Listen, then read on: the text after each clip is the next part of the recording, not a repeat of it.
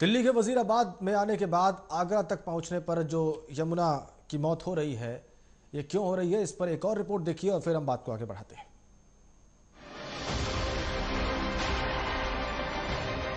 कागज पर तो ये योजना बखूबी काम करती है। सरकार की मनपसंद कार्यनीति है कचरा उपचार संयंत्र यानी एसटीपी का निर्माण। इन संयंत्रों को बनाने की मारामारी सन 1995 से शुरू हो गई थी। मूल आयोजना के अनुसार 1997 तक 24 एसटीपी को कार्यरत बनाना था।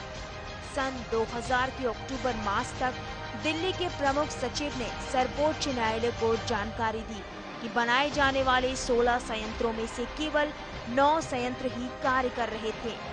उनके अनुसार इससे कचरा निष्कासन की समस्या पर काबू पाया जा सकेगा, क्योंकि नदी में जाकर मिलने वाले अनुपचारित मैल की मात्रा सन 2000 के 63% से घटकर मार्च 2005 तक मात्र 5% ही रह जाएगी।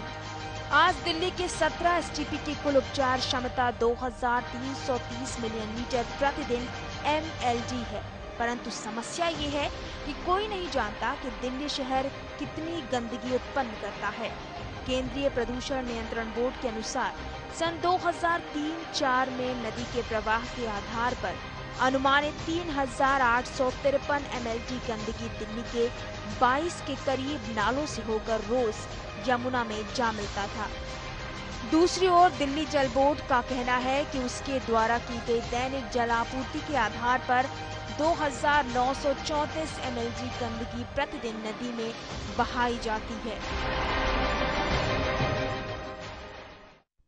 समय बहुत कम है विजयपाल बघेल जी, और चूंकि हमारे इस अभियान का आखिरी दिन है, वैसे तो ये अभियान तब तक पूरा नहीं हो सकता जब तक कि हम यमुना को पुनर्जीवित ना कर लें, लेकिन आप चंद वाक्यों में जो बात कहना चाहें हमारे दर्शकों को, जो मैसेज देना चाहें एक पर्यावरणविद के तौर पर, जो हल बताना चाहें, जो प्राण देना चाहें इस नदी को, उसके बारे में आपके जो विचार हों वो कह सकते हैं।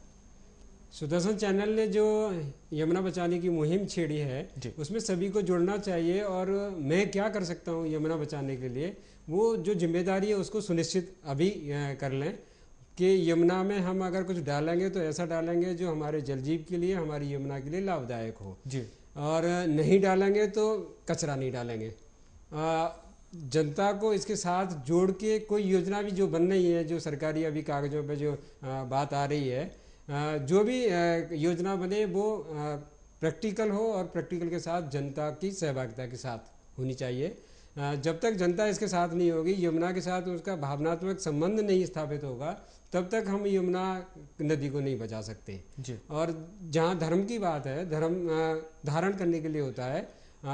पूर्वजों ने हमको नदियों के पानी में जहर मिलाने तो बहुत दूर की बात है, उसे गंदा करने को भी पाप की श्रेणी में रखा है। हम आज कानूनी वैधानिक अपराध जो कर रहे हैं एफ्लुएंट डाल के, वो सजा मिले या ना मिले, लेकिन यमुना में हम किसी तरह की गंदगी डालते हैं तो वो एक बहुत बड़ा पाप होता है, और उस पाप की सजा हमको यहाँ नहीं मिलेगी। तो जो कुदरत का कानून है वो कानून वो हमें यही देगा, यही दे रहा है, क्योंकि हम अगली पीढ़ी के लिए बहुत सारी बीमारियां, बहुत सारे ऐसी कठिनाइयां, ऐसी मुसीबतें छोड़ के जा रहे हैं गंगा यमुना को प्रदूषित करके। बिल्कुल आलोक, कुछ सेकंड्स में आप अपनी बात कहिए, अपना एहसास जो इस कार्यक्रम के बनाने के दौरान आपको हुआ।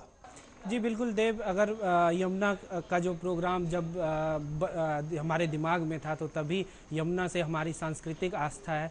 निश्चित तौर पर इसमें इस प्रोग्राम को बनाने के लिए जब मैं यमुना नदी को देखने गया और जब वहाँ पे स्थिति देखी तो बिल्कुल ऐसी स्थिति थी जैसे एक गंदे नाले की तरह, जैसे हमने रिपोर्ट में भी दिखाया। तो निश्चित तौर पर अब सरकार के साथ साथ हम लोगों को, दिल्ली वालों को, और जो यमुना के किनारे जो 10 करोड़ लोग हैं उनकी भी जिम्मेदारी बनती है कि अब आप आगे से यमुना के सफाई में अब वो अपनी कमर को कस लें। कुछ ऐसा ना कर, अगर सफाई में योगदान नहीं दे सकते हैं तो कुछ ऐसा भी ना करें जो उसको दूषित करे, जो उसकी मौत का कारण बने। जी आलोक, बहुत धन्यवाद, बहुत धन्यवाद, और बहुत धन्यवाद आपका बघेल साहब यहाँ स्टूडियो में आने के लिए। आज अंतर्राष्ट्रीय दिवस है, international day for action on river. आइए आज हम प्रण लें, आइए आज हम प्रतिज्ञा करें कि अपनी इस बेहद खास नदी को हम पुनर्जीवित करेंगे, इसे फिर से प्राण देंगे, इसे फिर से ऑक्सीजन देंगे, और ये तय करेंगे कि ये अपनी पुरानी स्थिति को प्राप्त करे। आज हमारे लिए ये सोचना बहुत जरूरी है। उतना ही ज़रूरी है जितना कि हम अपने भोजन के बारे में सोच रहे हैं, हम अपने आहार के बारे में सोच रहे हैं, हम दूसरी समस्याओं के बारे में सोच रहे हैं, उतना ही ज़रूरी है कि हम इस बारे में भी सोचें कि हमारा पर्यावरण कैसा है। और उसका एक बहुत ही अहम हिस्सा है हमारी नदियाँ। हमारी नदियों को बचाने के लिए आपके पास, जैसे कि अभी हमने यमुना के बारे में बात की, पिछले 4 दिनों से हम कर रहे हैं यमुना के संरक्षण के लिए। इसके आसपास जो 10 करोड़ लोग हैं, आइए हम सब मिलकर प्रतिज्ञा करें कि हम कोई ऐसा काम नहीं करेंगे जो इसकी मौत को जो है वो जो और इलाकों में नहीं हुई है, दिल्ली और आगरा के अलावा, वहां पर भी मौत की तरफ ले जाए। बल्कि हम ये प्रण करेंगे कि इस इलाके में जहां सबसे ज्यादा प्रदूषित है ये नदी, ये फिर से अपने पुराने स्तर को प्राप्त करेगी, ये फिर से पुनर्जीवित होगी और उसी प्रवाह के साथ बहेगी जैसा कि 100 साल पहले बहती थी, जैसा कि ये हमारे पुराणों में, हमारे ग्रंथों में दिखाई देता है, उसके कोटेशन से दिखाई देता है, उसके टेक्स्ट से पता चलता है। हम इसे वापस उसी स्तर पर लेके आएंगे और इस प्रण के साथ, इस प्रतिज्ञा के साथ कि आगे भी हम आपको इसी प्रकार के विशेष रिपोर्ट्स दिखाएंगे, इसी प्रकार के विषय उठाएंगे जो आपके और हमारे सरोकार के हैं, सीधे सरोकार के हैं और जिन पर हम और आप अक्सर गहराई से, विस्तार में बात नहीं कर पाते। हम वो सारे विषय इस कार्यक्रम में आप तक लेकर आते रहेंगे। आज के लिए फिलहाल इतना ही। जय हिंद।